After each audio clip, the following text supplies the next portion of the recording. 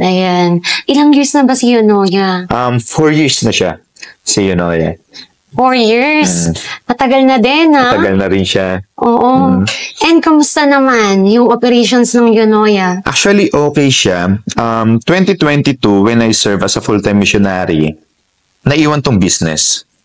And yung partner ko, business partner ko, yung cousin ko, he really worked hard para sa company na to. Because I told him na kung hindi kaya, because ano siya, electrical engineering siya. Sabi ko, sige, graduate siya. Sabi ko, kung gusto mo i-push yung profession mo, okay lang. Sabi ko sa kanya. Pero nilaban niya itong company. Nilaban niya. And I really appreciate my cousin na hanggang ngayon, pag uwi ko, kasi yung mission ko 2 years.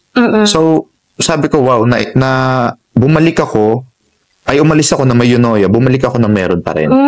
Ibig sabihin, sir, habang nag-mission ka sa church, tama, sir, is operating yung business? Yes, operating po yung business. Galing ng pinsan mo kasi yes, talagang napagkatiwalaan mo siya. And talagang, ang galing talaga sa obra.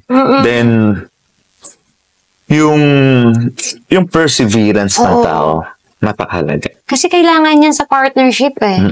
Kasi kung wala kang ganun ka-partner, siguro, di ba? Totoo. Wala na si Yonoya. Kasi nakita ko na mas priority mo si mag-missionary sa church. Yung time na yun kasi when I serve as a full-time missionary kasi, yun yung parang wala akong, parang wala na akong growth that time. Kasi namatay yung lolo't lola ko and mom ko. So parang, yung routine ko, trabaho, bahay, kaibigan, ganun lang, no? Parang, I also want to, spiritually, mag-grow. Parang ganun. And then, nung pagbalik mo, mas nakapag-recharge ka. Yes, oo, totoo. Parang mas may power ka na makapag-run ng business. Yes, totoo. Then, yung mga natutunan ko, na pwedeng i-apply sa negosyo, syempre. Tsaka yung advocacy. Yung advocacy, that is very true. Meron bang advocacy ang Yonoya PH? Yung advocacy ng Yonoya PH is parang one of our advocacy is syempre yung to empower hindi lang yung tao na nasa Yonoya business but also yung mga customers namin to meet their full potential. And we are really guiding them not only sa coffee dahil din sa program, meron kaming meal plan na talagang approve siya ng doctor and nutritionist and dietitian. Na yung customer, if they are going to follow that program, is talagang maglulus talaga sila ng weight. Okay, susundin nila yung program and then kasabay ng program is yung pag-take ng coffee. Kasi itong coffee kasi keto-friendly siya. No, keto-friendly siya na syempre, pagka nagkikito ka na ma-experience mo, talaga magugutom ka, gugutumin mo talaga yung sarili mo mahihilo ka Pero if you are going to take yung coffee, parang malilesen yung cravings mo. And yung 18 hours mo. Pwede ba natin i-show yung coffee? This is the latest one with barley na to. Kasi ang coffee kasi, tawag dito, meron siyang, pwede siya sa hot and cold. Tas mas pinasarap na and mas pina-effective. So, ibig sabihin, itong coffee may barley.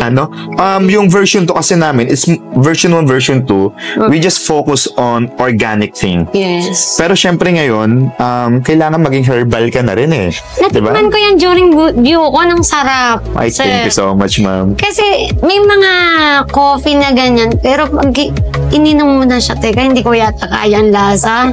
Pero na-improve nyo Opo. Actually, bago namin ma-enhance version 3, madaming negative comments ang mga customer namin. Pero ang isa sa natutunan ko sa negosyo, we should be a good listener to our customers. Kailangan natin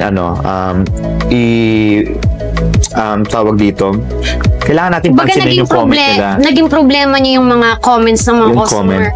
Pero yung mga problem turns to an opportunity. Opportunity, yes. Pag may problema, may oportunidad. Kasi iisip ka ng way paano mo ma-improve yung product mo, di ba? Tsaka hindi din siya tatagal ng 4 years. Yes.